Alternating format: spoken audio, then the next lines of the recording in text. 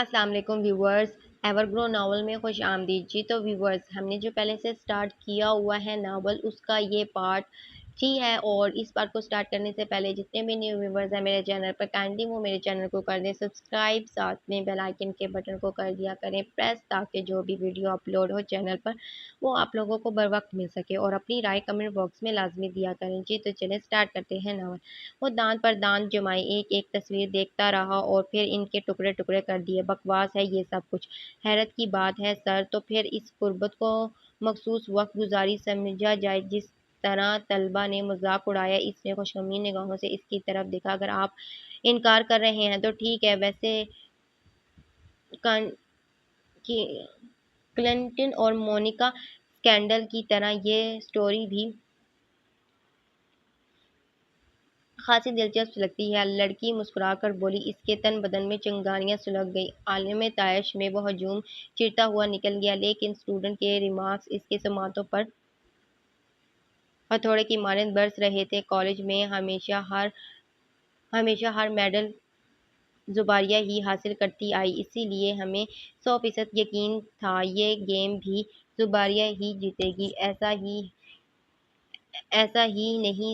ऐसा हो ही नहीं सकता था। जुबारिया के अलावा ये बाजी कोई और ले जाए, अजल और ये बाजी जुबारिया को ही जीतना थी। क्लासरूम से लेकर कॉलेज के गेट तक का फासला इसने पराये कदमों से तय किया था। वो दंदनाता हुआ इसके घर में दाखिल हुआ। लान दीन फर्नीचर के झाड़ पूंछ कर रहा था। इसे देखकर एहतरामन सीधा हो गया। आए साहिब बैठे।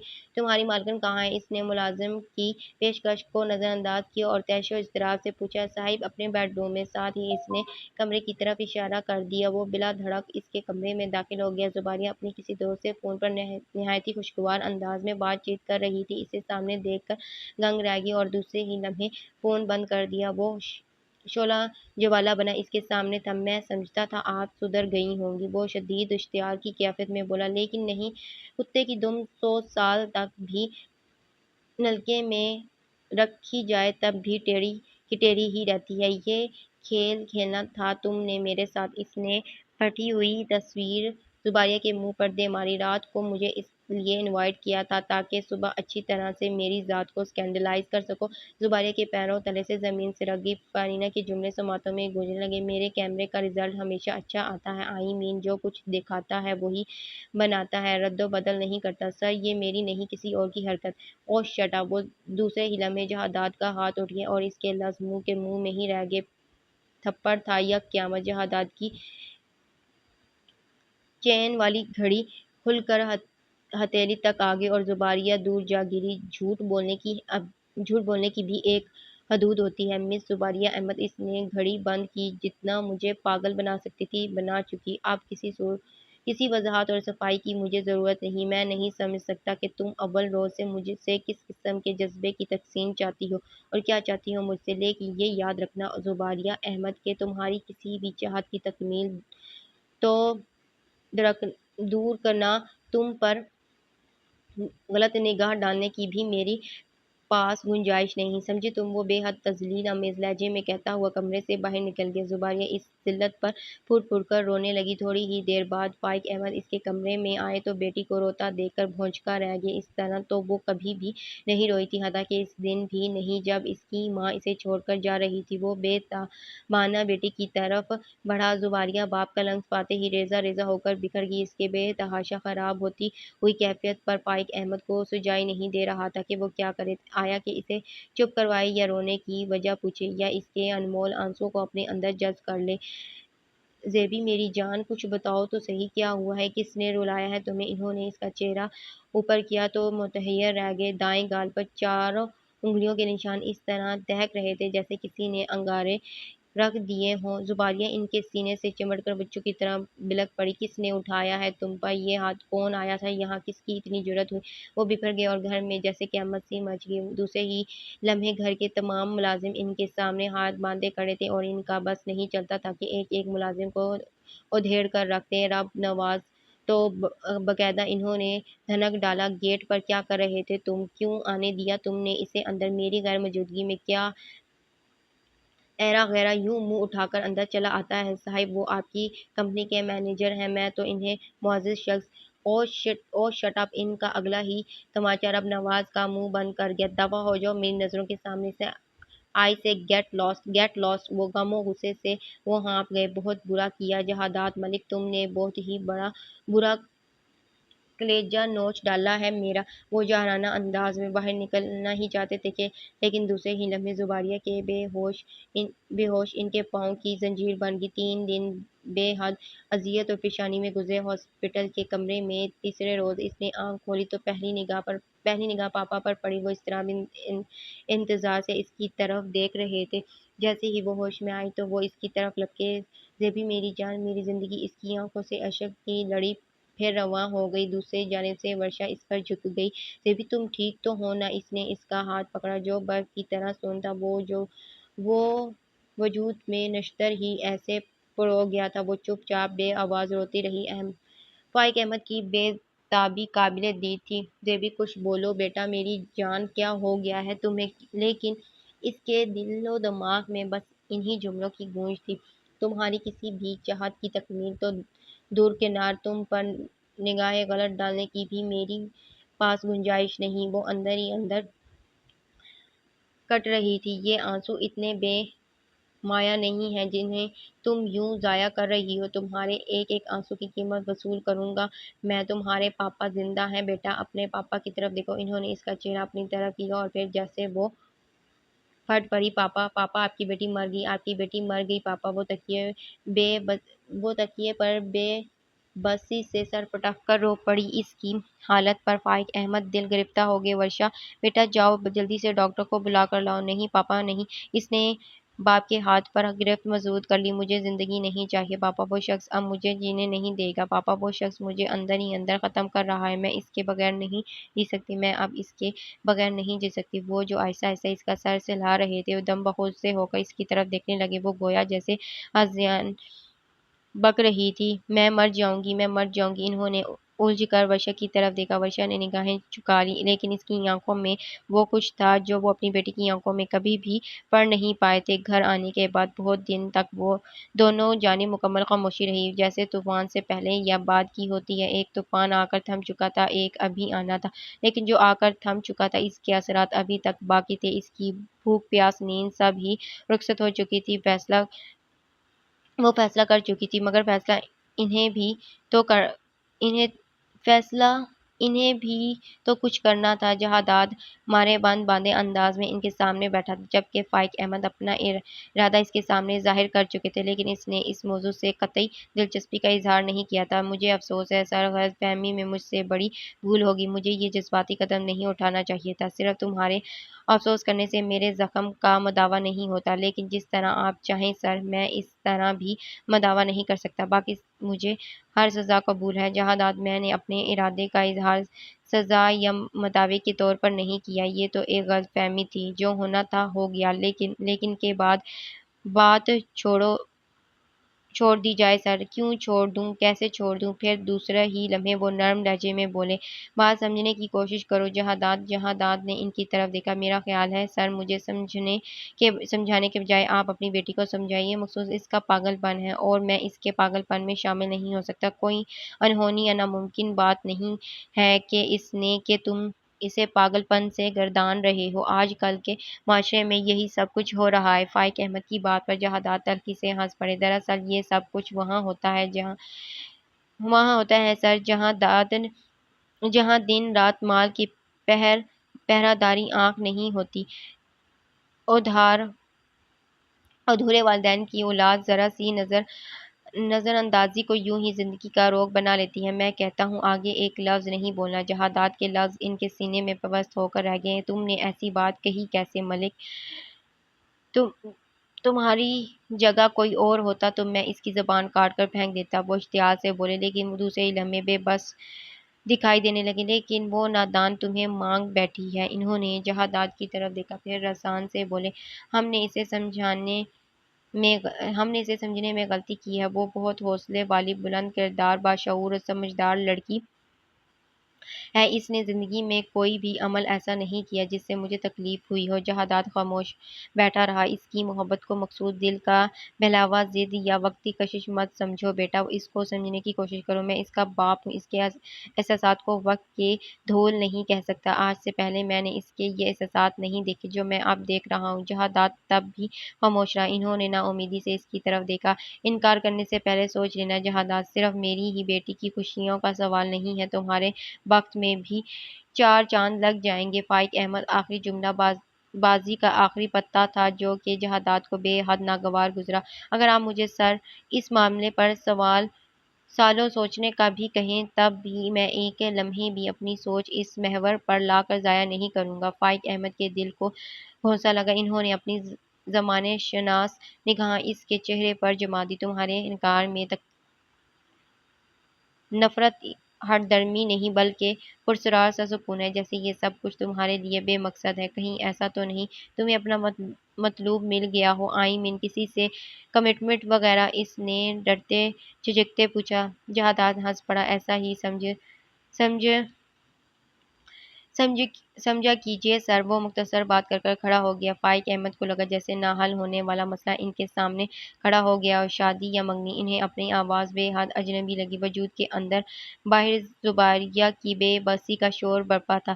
نہ شادی نہ منگنی، فی الحال تو مسئلہ کچھ اور ہے۔ اس کی آنکھوں میں الواحی سی چمک پھوندی اور دوسرے ہی لمحے معدوم ہو گئی۔ چلتا ہوں سر، اپنی بیٹی کو آپ جس طرح بھی چاہیں سمجھا سکتے ہیں۔ آپ کی بیٹی ہے، سمجھ جائے گی۔ وہ کمرے سے باہر نکل گیا۔ فائق احمد حیرت میں مبتلا بیٹھے کے بیٹھے رہ گئے۔ زندگی میں دوسری بازی بھی اسے مایوس کر دو کیسے؟ وہ میری بیٹی ہے، ہاں میری بیٹی ہے۔ زباریہ کی دیوانگی ان کی روح کو گھائل کرنے لگی۔ لیکن وہ ہی نہیں رہی تو پھر میں کیسے سمجھاؤں گا؟ آئی ایم سوری، اس بار اسے مایوس نہیں کر سکتا۔ وہ سوچ کے پہلو پر نظر ثانی کرتے کرتے خود غرضی کی انتہا کو پہنچ گئے۔ آج جب وہ کالج سے گھر آیا تو اماں بابا کو اپنے گھر میں پہلے سے موجود پا کر بے حد حیران ہوا۔ باپ سے ملا، پھر بے تابانہ ماں سے لپٹ گیا۔ اس کی خوشی کا کوئی ٹھکانہ نہیں تھا۔ ماں باپ پہلی بار اس کے گھر میں آئے تھے۔ اس کی سمجھ میں نہیں آتا تھا کہ انہیں کس طرح سر آنکھوں پر بٹھائے۔ اماں بے حد مسرور تھی، لیکن بابا کا انداز سابقہ ہی تھا۔ کس طرح آ گئے؟ وہ خوشی سے دیوانہ ہوا جا رہا تھا۔ تیری شکل دیکھنے سے میں نے توبہ کی تھی، لیکن میری قسمت اتنی خراب ہے کہ پھر مجھے ہی آنا پڑا۔ باپ کے انداز پر وہ ذرا سا کا ذرا ٹھٹکا۔ کیا کوئی کام تھا مجھ سے؟ وہ فرمانبردار اولاد کی طرح نثار ہونے کو تھا۔ سبحان اللہ، برخدا کی لا علمی تو دیکھو۔ اکبر ملک نے جل کر بیوی کی طرف دیکھا۔ اماں نے قطعی شوہر کے مزاج کی پرواہ نہ کی اور بیٹے سے لاڈ سے مخاطب ہو کر بولی، لے پتر، میں تیرے لیے دیسی گھی کے تل والے لڈو بنا کر لائی ہوں، تجھے بہت پسند ہے نا؟ اور یہ چار مغز اور بادام کا حلوہ دماغ کی ترہاٹ کے لیے۔ دیکھ تو میرا پتر محنت کر کر کتنا کمزور ہو گیا ہے، خوراک کا ذرا خیال نہیں رکھتا ہوگا۔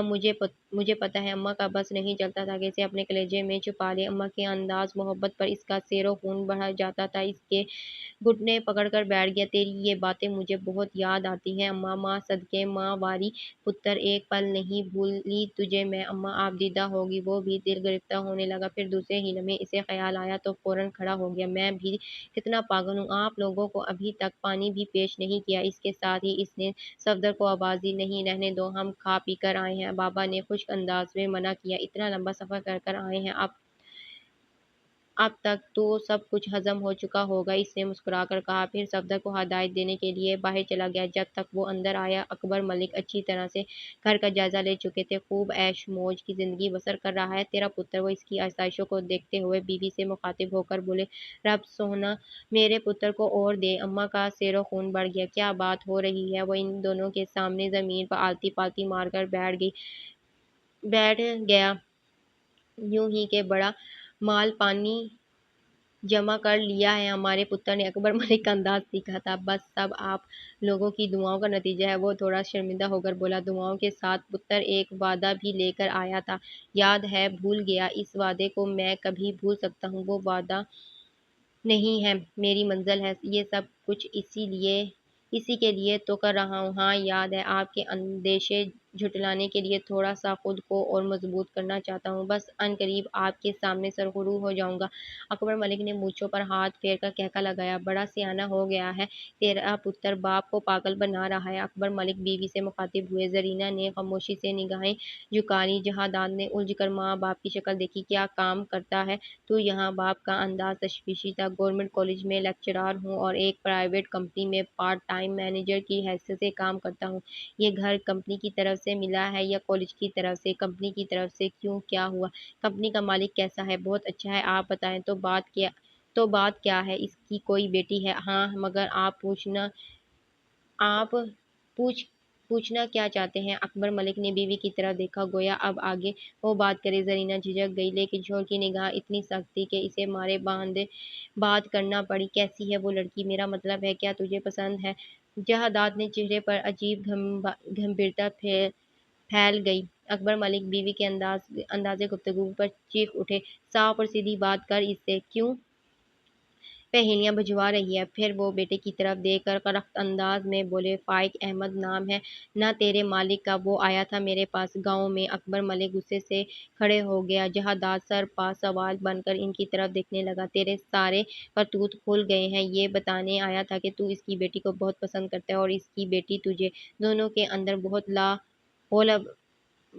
حول ولا نہ جانے انگریزی میں کیا بولا تھا اس نے۔ ہاں، انڈرسٹینڈنگ ہو چکی ہے۔ کہہ رہا تھا تمہارے بیٹے نے بہت سارے عہد و پیمان کیے ہیں میری بیٹی کے ساتھ، لیکن نہ جانے اب اسے کیا مجبوری ہے کہ پیچھے ہٹ رہا ہے۔ میری بیٹی اب اس کے بغیر نہیں رہ سکتی۔ میں اپنے بیٹے کو سمجھاؤں کہ وہ اس کی بیٹی کا دل نہ توڑے اور اسے قبول کر لے۔ واٹ؟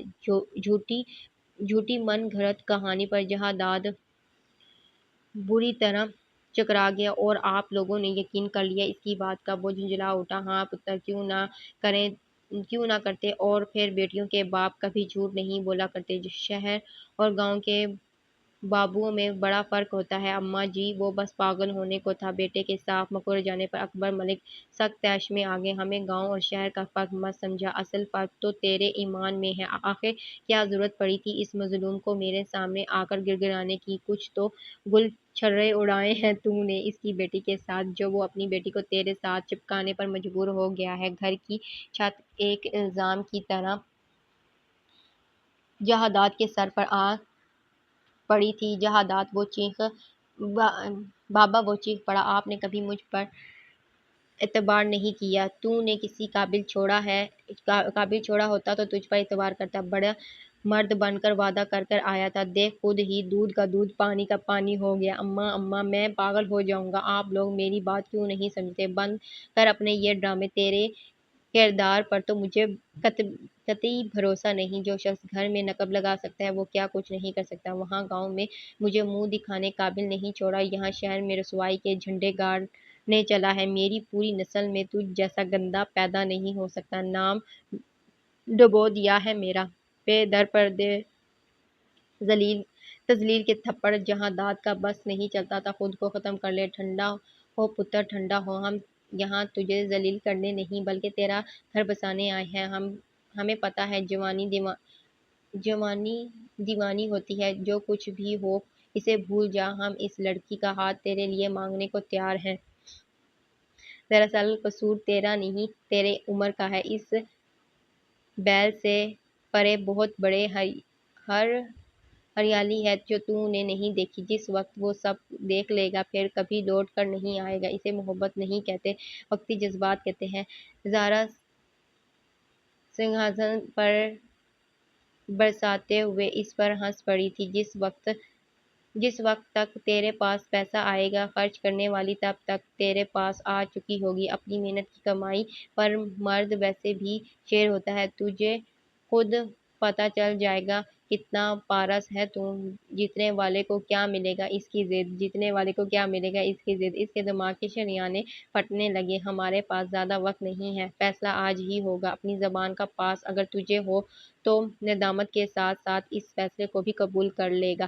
بابا کا انداز سخت برہم تھا، بے بس پنچھی کی طرح اس نے باپ کی طرف دیکھا جو کسی ظالم صیاد کی طرح لگ رہے تھے۔ ہاں پتر، سوچ لے، کوئی مجبوری نہیں ہے، آج شام تک ہم تیرے پاس ہیں، کب تک تیرا شادی کا ارادہ ہے ہمیں بتا دے۔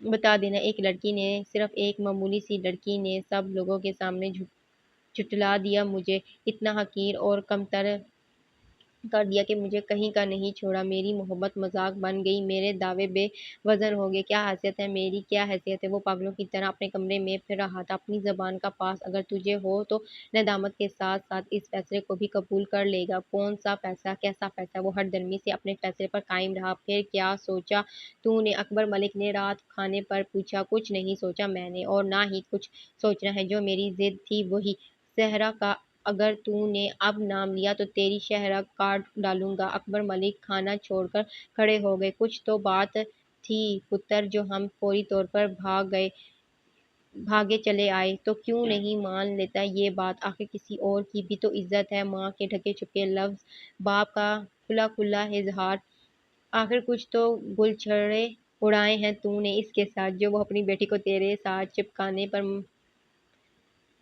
मसरूर है। तू बगैरत हो गया है, मगर हम बगैरत नहीं हैं। बेटियां हैं हमारे भी, इसी खूंटे से बांध कर जाऊंगा तुझे जहां जहां तूने मुंह काला किया है। और फिर बस जैसे जहादात की सिट्टी गुम होगी। अम्मा अब्बा रिश्ता तय कर गए। अगली बार आकर शादी की तारीख मांग ली। सब ही कुछ इस कदर जल्द जल्द हुआ कि वक्त गुजरने का पता ही न चला। बड़ी खैर खूबी से शादी तय होगी। सर की मांग से लेकर पाँव की अंगूठे तक अपना रूम रूम सजाए जुबारिया इसके पहलू में बैठी थी, और वो किसी बेहिस पत्थर की तरह आर्जी तौर पर आहिस्ता था। तमाम कोलीग, स्टूडेंट्स, दोस्त हबाब बारी बारी दोनों को मुबारकबाद बाद से नवाज रहे थे। जुबारिया अपनी खुशकिस्मती पर जितना भी नाज करती कम था। हर शख्स ने इन दोनों की जोड़ी को जब जब सराहा था। जुबारिया का रूम रूम सरशारी से भीग जाता, लेकिन जहादात के चेहरे की मुस्कुराहट भी किसी की मांगी हुई लग रही थी। वो किसी कदर जबर और सब्र से अपने आप को इसके कुर्ब में बर्दाश्त कर रहा था। ये इसका हौसला सिर्फ वक्ती था। हुकूमती ऐलान के बदौलत ताआम का सिलसिला पुरतकल्लुफ़ और मुख्तसर था। इसके साथ ही फाइक अहमद की ख्वाहिश के मुताबिक दोनों तरफ का वलीमा एक साथ ही दिया जा रहा था। रफ्ता रफ्ता मेहमान रुखसत होना शुरू हुए। फिर इसके घर वालों ने भी इजाज़त मांगी। आप लोग कुछ दिन तो यहाँ ठहरते, आखिर आपके बेटे का घर है। फाइक अहमद ने किसी अच्छे मेज़बान की तरह इसरार किया। नहीं, बस इसकी फ़र्ज से सुबकदोश होने आए थे, हो चुका। अब यहाँ ठहरना फजूल है। इंशाअल्लाह ज़िंदगी रही तो आते जाते रहेंगे। अकबर मलिक ने फाइक अहमद से अलविदाई मुसाफिर किया। फिर बारी बारी सब एक दूसरे से अलविदाई अंदाज में मिलकर रुखसत हुए। अम्मा ने जुबारिया को मुंह दिखाए में सोने के कंगन पहनाए, ढेरों दुआएं दी, दोनों को प्यार किया। फिर बहनों ने अपनी अपनी इस्तात के मुताबिक दोनों को तोहफ़े दे दिए और प्यार किया। वो किसी अजनबी की तरह सब कुछ वसूल करता रहा। आखिर में जहरा ने इसे मुबारकबाद दी तो इसकी साकित झील में पत्थर सा आ पड़ा। रब सोने तुम्हें खुशियां दे। तो बहुत ज्यादा इसकी दुआ पर इसके मन में आग सी भड़कने लगी। ऐसा लगा जैसे जहरा सामने खड़ी होकर वही अल्फाज दोहरा रही हो। एक दिन तुझे खुद भी इन बातों पर हंसी आएगी, हो सकता है शर्म भी आ जाए। इसके लिए तो खुद को मायूस ना कर, लेकिन मैं तुझे झुठला कर दिखाऊंगा। इसने किस कदर मजबूत और अटल लहजे में कहा था, और आज वो इसे झूठ साबित झूठा साबित कर कर जा रही थी। जहरा के रुखसत होने के साथ साथ इसने अपनी तमाम तर ख्वाहिशात को भी इसके साथ साथ रुखसत कर दिया और अपने आप को किसी गहरे पाताल में दफन कर लिया। अब ज़ाहिरी वजूद किसी नर्म दिल शख्स का नहीं था, बल्कि कोई दरिंदा से शख्स जुबारिया के पहलू में बैठा था। रात के खूबसूरत लम्हे धीरे धीरे गुजर रहे थे और वो इसके इंतजार में अपना हुस्न बिछाए मुंतजिर और बेकरार बैठी थी। और इन यादगार लम्हों को मजीद अमर बनाने के लिए इसने कच्ची आंखों में कितने ख्वाब चुने थे। वो अपनी वफाओं को इसे किस तरह यकीन दिलाएगी। अपनी मोहब्बत के सारे जाम इस ये खाली कर जाम इसे ये खाली कर देगी। तमाम उम्र इसकी बनकर रहेगी। कभी किसी शहजादी की तरह इसके दिल पर राज कर लेगी, कभी इसे अपने आका बनाकर बेमौल लौंडी की तरह इसकी हर बात पर लब्बैक कहेगी, और कभी किसी लाडली बीवी की तरह इससे ढेरों नखरे उठवाएगी। कितने ख्वाब थे इसकी आंखों में कि इनसे इसके पपोते भी बोझल होने लगे थे। दिल के अरमान थे कि निकलने के लिए बेकरार थे। कितनी बातें थीं जो इससे कहनी थी, इससे करनी थी। कई राज़ों को इस पर मुंशफ़िक करना था, इसे अपना लेना था, अब इसकी होकर दिखाना था। खुदा ने इसके इसका मखसूस साथ ही नहीं बख्शा था, गोया हिफ़्फ़त अक़लीम की दौलत इसके सुपुर्द कर दी थी। वो जितना भी फख्र करती, जितना भी शुक्र करती थोड़ा था। मामा आहिस्ता से कमरे का दरवाज़ा खुला। ज़ुबारिया ने अपने दिल के तमाम दरवाजे इसके लिए खोल दिए। वो कमरे में दाखिल हो गया, फिर पलट कर दरवाजे की तरफ चुटकी चढ़ा दी, फिर एक एक कदम उठाता इसकी तरफ बढ़ाया। ज़ुबारिया के दिल की धड़कन आहिस्ता आहिस्ता बढ़ती चली गई। कमरे के दरवाजे से लेकर बेड तक का फासला इसने अजीब लड़खड़ाते कदमों से तय किया। इसके चाल की लर्ज़िश ज़ुबारिया पर वाज़ेह न हो सकी। ज़ाहिर है वो निगाहें झुकाए बैठी थी। जहादात के दिमाग में झटकर झटका लगने लगा। ऐसा लगा जैसे पूरा कमरा घूम रहा हो। इसने बरवक्त बेड का सहारा थामकर खुद को संभाला और फिर खुद चंद साने यूं ही खड़ा रहा। इसके एक हाथ में गिलास था और दूसरे हाथ अपने ही शाने पर रखा था, जिस पर कोट झूल रहा था। इसने बदवक्त तमाम अपना कोट बेड पर फेंका, फिर कुछ सहूलत महसूस करते हुए इसके पुष्ट पर से गाउन तकिया उठाया, फिर गिरने वाले अंदाज में तकिया का सहारा लेकर इसके मुकाबले बैठ गया। वो कुछ इस अंदाज में बैठा था कि ज़ुबारिया का सजा संवरा रूप इसे साफ दिखाई दे रहा था। ज़ुबारिया जरा सिमट गई। इस वक्त जहादात के दिल में इतनी नफरत थी कि कोई एहसास तो क्या, जागता दिल चाहता था कि इसके मुंह पर थूक कर चला जाए। गिलास एक जानिब रखकर इसने सिगरेट सुलगा लिया, फिर बहुत देर तक लाइटर की आंच को देखता रहा और सिगरेट के मरगोले उड़ाता रहा। ज़ुबारिया को इसकी ये हरकत बड़ी गैर मुनासिब और बेमहल लगी। वो इसकी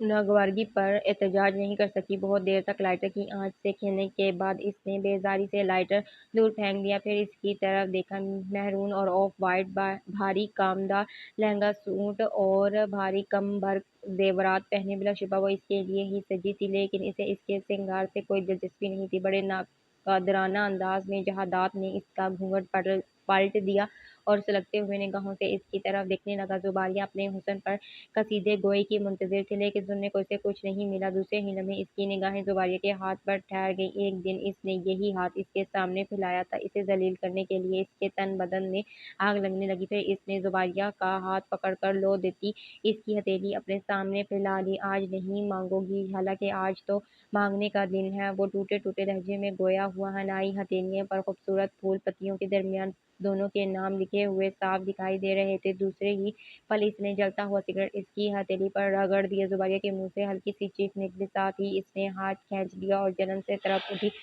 जबरदस्ती नाम लिख लेने से दिलों में जगह नहीं बन जाती, इसने नफरत ज़दा मगर टूटे टूटे से अंदाज में फिर कहा। ज़ुबारिया ने भीगी भीगी पलकें ज़रा की ज़रा उठाई और दंग रह गई। इसका वजूद पसीना पसीना हो रहा था और सांसों की रफ्तार मामूल से ज़्यादा थी। खुली शर्ट और खुले हुए टाई जो बेतरतीब इसके दाएं बाएं झूल रही थी। इसके हाथ में किस किस्म का मशरूब था, ज़ुबारिया को बस एक लम्हा ही लगा समझने में। एक दिन तुमने कहा था ज़ुबारिया अहमद।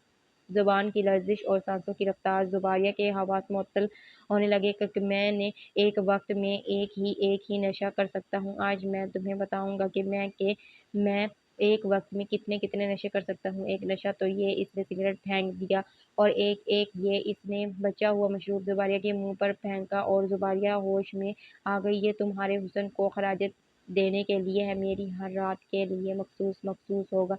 ज़ुबारिया का दिमाग चकरा गया और इसकी समझ में नहीं आया कि क्या करे। इसने सरमाइशगी से जहादात की तरफ देखा और पीछे की तरफ हटने की कोशिश की। हाँ, अभी नहीं। इसने इसे कलाई से पकड़कर वापस अपनी तरफ खींचा। बहुत सारी बातें करनी है तुमसे। ज़ुबारिया तकरीबन इसकी तरफ झूल गई, साथ ही इसके आवेज़े इसकी चूड़ियां बज उठी। फिज़ा में मध्यम सी गुनगुनाहट फैल गई। इसने किसी लटेरे के से अंदाज में इसके आवेज़े नोच खसोट कर दूर फेंक दिए। ज़ुबारिया की वहशत से आंखें फटी की फटी रह गई। जब कोई नशा मर्दों की कमजोरी बन जाए तो इसे औरत के सामने यही बताना था ना। तुम्हारे बाप ने तुम्हें, वो इसके होठों पर उंगलियां रखकर पूछ रहा था। जाहिर है बाप बेटे का रिश्ता ही ऐसा होता है। वो तुम्हें खुल कर बता भी खुल कर बताएं भी तो क्या, लेकिन मैं तुम्हें आज बताऊंगा मर्द को क्यों गुज़ेर कर गुज़ेर करना चाहिए। इसीलिए कि नशे में मर्द होश में हो जाता है, मदहोश हो जाता है, और मदहोश मर्द औरत की इज्जत करना नहीं जानता। और यही यही ज़ुबारिया अहमद, तुम्हारा और मेरा रिश्ता رشتہ ہوگا۔ زباریہ نے تحریر سے اس کی طرف دیکھا اور دوسرے ہی پل کرب سے اپنا چہرہ موڑ کر اس کے سینے میں چھپا لیا۔ وہ نفرت کا احساس اس کے کانوں میں اونڈھیل رہا تھا۔ تم اپنی غربت میں مجھے کبھی ہوش میں نہیں پاؤ گی، لیکن میں یہاں تمہیں اپنے تقاضے پورے کرنے کے لیے نہیں لایا۔ ہاں، تمہیں تمہارے ارمان ضرور پورے کروں گا۔ خوف شرم سے مغلوب ہو کر زباریہ کی آنکھیں اور مٹھیاں بھیج گئیں، ساتھ ہی بے بسی کے احساس سے اس کی آنکھوں سے آنسو نکل پڑے۔ اس قرب میں کیا تھا سلسلہ در سلسلہ تکلیف اور تذلیل، نہ اس کی آنکھوں میں پہچان تھی، نہ اس کے لمس میں اپنائیت۔ وہ تقریباً رو پڑی اور مزاحمت کرنے لگی، بہت پسند ہوں میں تمہیں، پھر یہ ناگوارگی آج کیسے؟ اپنی بے بسی بے بختی پر زباریہ پھوٹ پھوٹ کر رو پڑی۔ پلیز، آپ ہوش میں نہیں ہیں، چھوڑ دیجیے مجھے۔ وہ اس کی درندگی سے پناہ مانگ رہی تھی۔ اتنا ہوش تو ہے مجھے کہ تمہاری آنکھوں میں لکھی چاہت کا جواب لٹا سکوں۔ زباریہ اس کے طرز گفتگو پر کٹ کر رہ گئی۔ آخر کب تک وہ مزاحمت کر سکتے تھے؟ بالآخر اس کے جنون کی بھیڑ چڑھ گئی اور اس کی وحشت کے آگے بے بس ہو گئی۔ دور سے فجر کی اذانوں کی آوازیں بلند ہو رہی تھیں اور وہ گھٹنوں میں سر چھپائے سسک کر رو رہی تھی۔ اس نے نظر اٹھا کر جہاد کی طرف دیکھا، جو بے حد لاتعلق اور بے خبر پڑا سو رہا تھا۔ وہ نامراد شے اس کے قریب ہی پڑی تھی۔ نفرت کے اظہار کے بعد وہ کس قدر پرسکون نیند لے رہا تھا، اور وہ محبت پا کر بھی تہہ دامن اور تہہ دست ہی تھی۔ اس نے دوبارہ سر اپنے گھٹنوں پر پٹک دیا۔ یہ نہیں چاہا تھا میں نے، ایسا نہیں چاہا تھا۔ ایک مکمل مرد کی خواہش میرے لیے مخصوص اپنی ذات کی تقسیم نہیں تھی، بلکہ اس لیے کہ عورت کئی لحاظ سے محفوظ ہو جاتی ہے، کوئی احساس کمتری اسے بھٹکنے نہیں دیتا۔ خوبصورت مرد کی تمنا میرے دل میں ہمیشہ اس لیے اول رہی تھی کہ عورت آخر دم تک اس سے وفا کرتی ہے۔ اس سے وفا کرنا بھی اچھا لگتا ہے، اس سے وفا نبھانا بھی اچھا لگتا ہے۔ وہ پھر زمانے کے کسی دوسرے حسن کو نہیں دیکھتی، بار بار یہ ہی نہیں سوچتی کہ اس کی قسمت میں ایسا کیوں لکھا گیا، کیونکہ بے صبری اسے بے وفائی کی طرف راغب کرتی ہے، حالانکہ وہ خود راغب نہیں ہوتی۔ بہت سارے محرکات ہوتے ہیں جو خود بخود متوجہ کرتے ہیں۔ یہ بات تو طے ہے، انسان کی سب سے پہلی خوبی اس کی ظاہری شخصیت اس کے لیے شمار ہوتی ہے کہ اور خوبیوں کی بنسبت اس کی خوبی اور ادراک ایک عام ذہن اور سادہ نظر بھی کر لیتی ہے۔ خوبصورت چہرے کو سراہنے کے لیے دماغی صلاحیات کی ضرورت نہیں پڑتی، بلکہ سادہ سی نگاہ بھی حسن کو پرکھ لیتی ہے۔ ایک عام شخص جتنا اچھا دیکھ سکتا ہے، اتنا اچھا سوچ نہیں سکتا، اور یہ پورا معاشرہ عام دماغوں سے بھرا پڑا ہے، اچھے دماغوں سے نہیں۔ اور بس یہی میری تمام عمر کی تجربے کا نچوڑ تھا۔ ایک روز ماما نے کہا تھا، مرد عورت کے انداز محبت میں بڑا فرق ہوتا ہے۔ مرد ہمیشہ اپنے سے ہر معاملے میں کم ہی کا خواہ ہوتا ہے، اسی لیے قدرتی طور پر برتری مرد کے خمیر میں شامل ہے، جبکہ عورت ہمیشہ برابر کی تمنا کرتی ہے، کیونکہ کائنات کا توازن عورت کے وجود کا مرہون منت ہے۔ اسی لیے ماما کہتی تھی، ازواج زندگی میں ظاہری خوبیوں کا توازن بڑی اہمیت رکھتا ہے۔ باوجود ماما کے خیالات کے، عجیب بات تھی، پاپا اور ماما کی زندگی آئیڈیل طریقے سے گزر رہی تھی۔ حالانکہ ماما حسین ترین عورت تھی، ہر لحاظ سے مکمل اور زبردست قوت ارادی کی مالک اور خود مختار، ہم وقت مکان اور مکینوں پر چھائی ہوئی شخصیت کے مالک۔ عام طور پر جب پاپا اور ماما اکٹھے بیٹھے ہوئے ہوتے، تب بھی ماما اپنی شخصیت کی وجہ سے پاپا پر حاوی ہی نظر آتی، اور پھر پاپا کا خود انداز بھی تو ایسا تھا، ہمیشہ برتری دے دینے والا۔ پاپا کتنی محبت کرتے تھے ماما سے، اتنی کہ اس کا حساب نہیں کیا جا سکتا۔ جو کچھ وہ کہہ دیتے بس وہی ہوتا۔ پاپا ماما کی ہر بات سراہتے، ہر بات کی تعریف کرتے۔ پھر یکا یک کیا ہوا، دونوں کی زندگیوں کے رخ پلٹ گئے۔ پاپا کی اپنی زندگی تھی اور ماما کی اپنی زندگی۔ پاپا تو مصروف ہی رہتے تھے، ماما کی مصروفیت بھی دیکھتے بڑھتی گئی۔ پھر پاپا کی طرف سے دی ہوئی مکمل خود مختاری، پاپا بالکل تنہا ہو کر رہ گئے۔ ادھر ماما اپنی تنہائی کو سوشل سرگرمیوں میں تقسیم کرتی پھرتی تھی۔ رفتہ رفتہ دونوں کی زندگیاں دریا کے دو کناروں کی شکل اختیار کر گئیں۔ دونوں نے خوشی تو خوشی، ایک دوسرے کو غموں میں بھی شامل ہونا چھوڑ دیا۔ ایک ہی چھت کے نیچے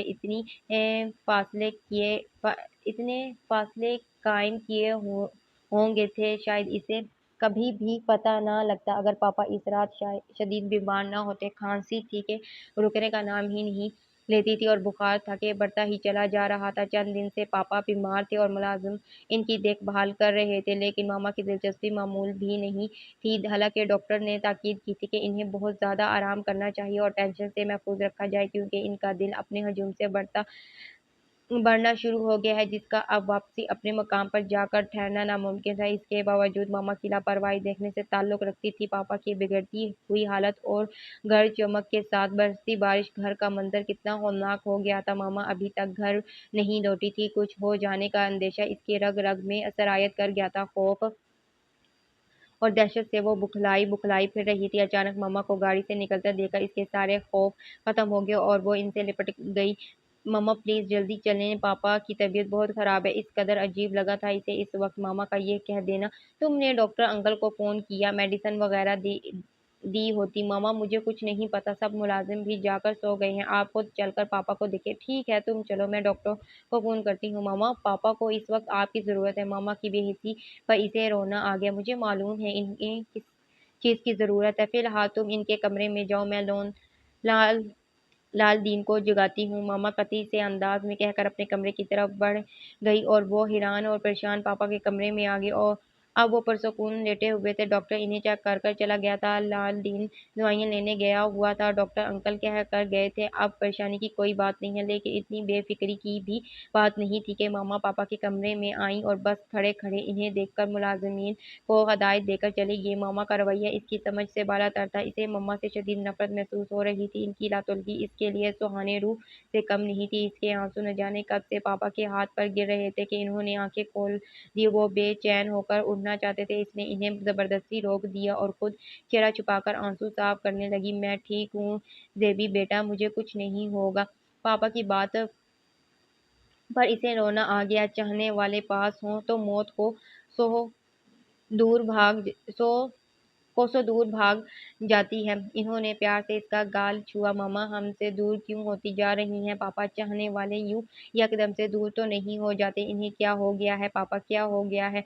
फाइक अहमद के पास इस बात का कोई जवाब नहीं था। वो चुपचाप लेटे रहे। क्या आप दोनों के माबैन कोई लड़ाई हुई है? आपने मम्मा को कुछ कहा है या मम्मा की कोई बात आपको बुरी लगी है? पापा आखिर कौन सी बात है ऐसी जो आप दोनों यूं गैरों की तरह रहने लगे हैं? मुझे बताएं पापा, मैं मम्मा की तरफ से आपसे माफ़ी मांगूंगी, आपकी तरफ से मम्मा को मनाऊंगी, मगर अब मैं ऐसे माहौल में नहीं रह सकती। वो बज़िद थी, बेचैन थी, रो रही थी। फाइक अहमद ने तड़प कर इसे सीने से लगा लिया। अगर अब हमेशा यूं ही रहा तो फिर? जुबारिया ने चौंक कर सर उठाया। नहीं पापा, मम्मा मेरी हर बात मानती है, मैं इन्हें मना लूंगी। क्यों रहेगा ऐसा? सब कुछ वैसे ही रहेगा जैसे हम रहते रहते थे। फाइक अहमद तासुब से हंस पड़े। अब ऐसा नामुमकिन है? क्यों नामुमकिन है पापा, क्यों? मैं मम्मा से पूछती हूँ। वो खड़ी हो गई। आखिर ऐसा कौन सा झगड़ा हुआ था आप लोगों के माबैन? यकायक दूरियां पैदा हो गई। वो जज्बाती होने लगी। फाइक अहमद ने इसका हाथ पकड़कर अपने पास बिठा लिया। सच इस कदर कड़वा है, इधर से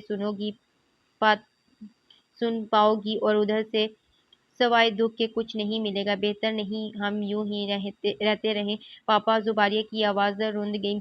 वो कौन सी हकीकत है जो आप मुझसे छुपा कर रखना चाहते हैं? हालांकि मैंने आप लोगों को कभी बराह रास्त झगड़ते भी नहीं देखा। मामा क्या है?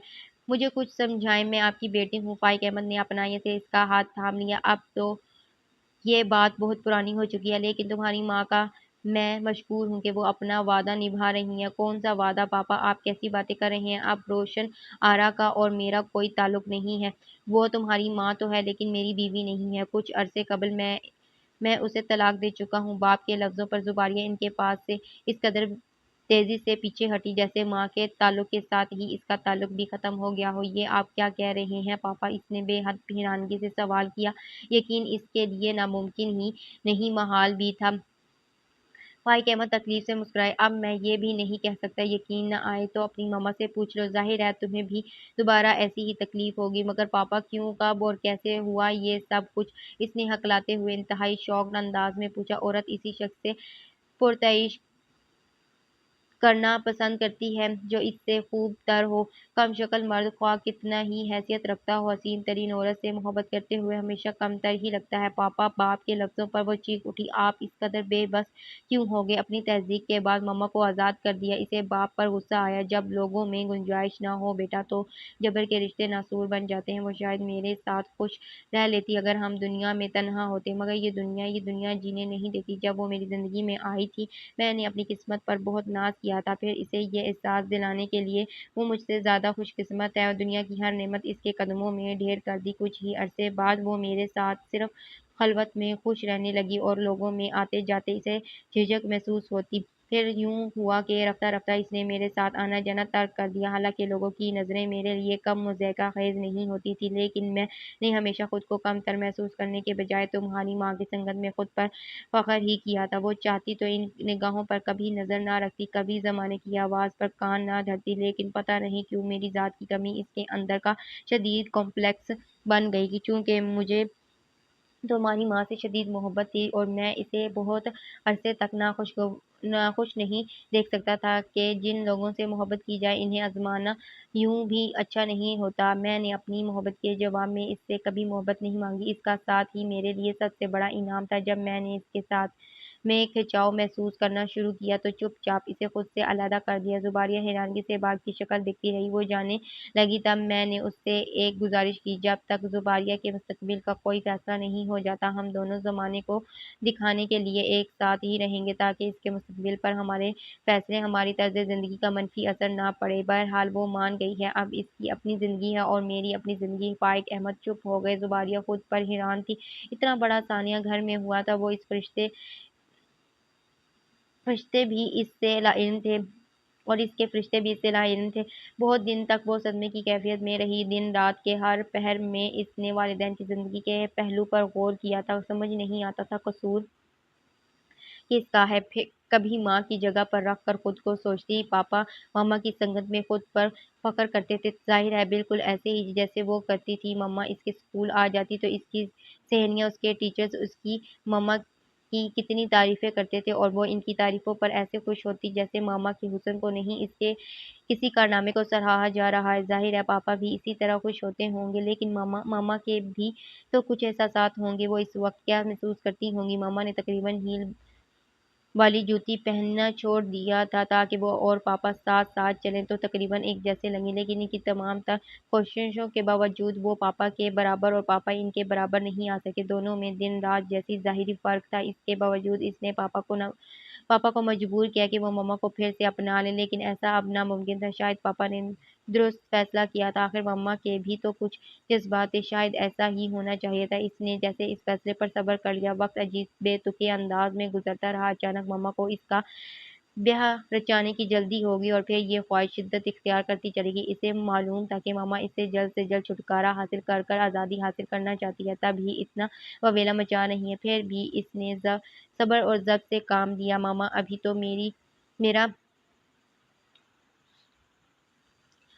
تو میرا ایف اے کا رزلٹ بھی نہیں آیا، ابھی اتنی جلدی کیا ہے؟ رشتہ اچھا ہے بیٹا، شادی 2-3 سال کے بعد رکھ لیں گے، فی الحال تم حمید تو بھرو۔ لیکن کامران کا نام سن کر وہ ہتے سے اکھڑ گئی۔ ماما کامران کی خوبیاں بیان کر رہی تھی اور وہ گنگ سی بیٹھی تھی۔ ماما نے اسے سوچنے کا کہا تھا۔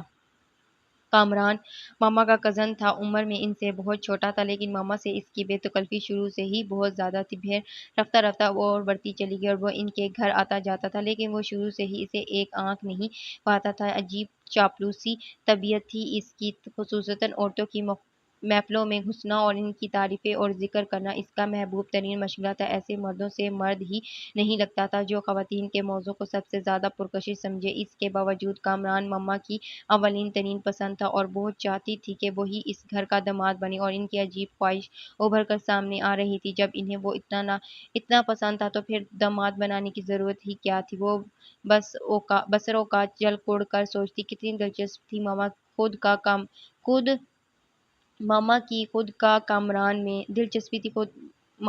کی خود کو کامران میں۔ وہ کس قسم کے رشتے کو تشکیل دینا چاہتی تھی؟ یہ کون سی ڈھکی چھپی خواہش ہے جس کی زنجیر وہ مجھے بنا رہی ہے؟